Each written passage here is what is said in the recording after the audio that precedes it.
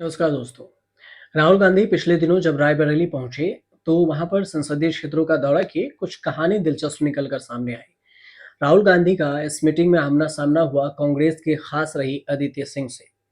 दरअसल राहुल गांधी ने रायबरेली विकास विकास जो जिला विकास समन्वय और निगरानी समिति है दिशा की बैठक में हिस्सा लेने पहुंचे थे। बैठक में राहुल गांधी के साथ उत्तर प्रदेश सरकार में मंत्री दिनेश प्रताप सिंह, बीजेपी विधायक अदिति सिंह और विधायक मनोज पांडे भी मौजूद थे। इस बैठक के बाद अदिति ने बयान देते हुए कहा कि ये बैठक सकारात्मक था, पॉजिटिव रही। राहुल गांधी के सामने से जो बैठक हुई है उसमें ये वीडियो भी वायरल हुआ कि अदिति सिंह कभी कांग्रेस में थी और राहुल गांधी फ्रंट पर बैठे हुए थे सांसद के तौर पर, और अदिति सिंह बीजेपी की तरफ से विधायक हैं और वो भी उस मीटिंग में बैठी हुई थी। लेकिन आपको इसकी कहानी पूरी बताने से पहले आपको ये भी बता दें कि इस मीटिंग में एक और घटना घटित हुई।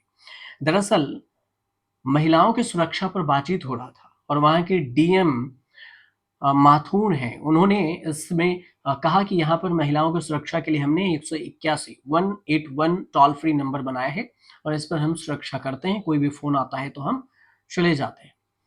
इसी पर तुरंत राहुल गांधी ने उस नंबर को डायल कर दिया, फोन लगा दिया 181 पर, लेकिन उस फोन को उस वक्त किसी ने रिसीव नहीं किया।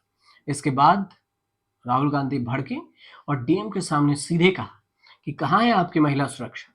जब हमारे ही फोन नहीं उठा रहे हैं तो फिर आप कैसे कह सकते हैं कि महिला सुरक्षा हम यहाँ पे दे रहे हैं? जब हमारे फोन का रिसीव नहीं किया जा रहा है तो और आम लोगों को कैसे किया जाएगा? अब इसकी भी चर्चा खूब होने लगी, सोशल मीडिया पर भी वायरल होने लगी कि फिर ये खबर कि राहुल गांधी ने डीएम के सामने ये बात कही और ये मामले चले। लेकिन इसमें जो और भी चीजें कहानी निकल कर आई कि दिनेश प्रताप सिंह कभी गांधी परिवार के करीबी सहयोगी थे, लेकिन बदले राजनीतिक समीकरणों के चलते अब वो बीजेपी में शामिल हो चुके हैं। दिशा कमेटी की इस बैठक में क्षेत्र के विकास कार्यों और योजनाओं पर चर्चा हुई।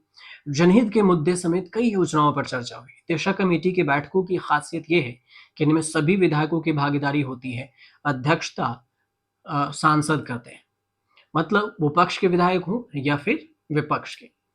लेकिन इसके बाद दिनेश प्रताप सिंह ने सोशल मीडिया पर एक पोस्ट किया और लिखा कि रायबरेली के लोगों के लिए एक रात तो गुजारिए, रायबरेली में रायबरेली के लिए राहुल जी।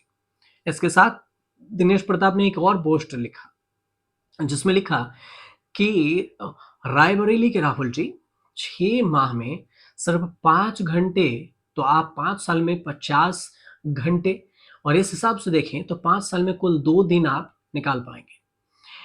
दिनेश प्रताप सिंह के पलटवार और बैठक के बीच में एक नाम जिसकी चर्चा खूब रही वो अदिति सिंह।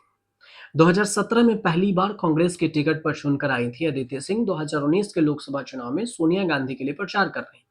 2022 के विधानसभा चुनाव के पहले वह बीजेपी में शामिल होकर चुनाव जीतकर दोबारा विधायक बन गई।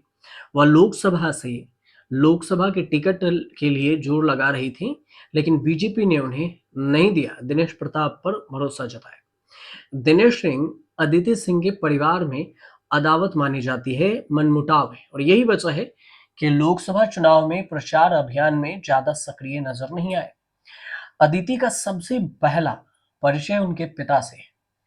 अदिति सिंह के पिता कांग्रेस के दिग्गज नेता माने जाते थे। बाहुबली के तौर पर उनकी पहचान थी। 2019 के अगस्त में अदिति सिंह के पिता अखिलेश सिंह का निधन हुआ था। अदिति सिंह के बाद अखिलेश रायबरेली सदर सीट से 5 बार, उनसे पहले अदिति से पहले 5 बार विधायक रह चुके थे।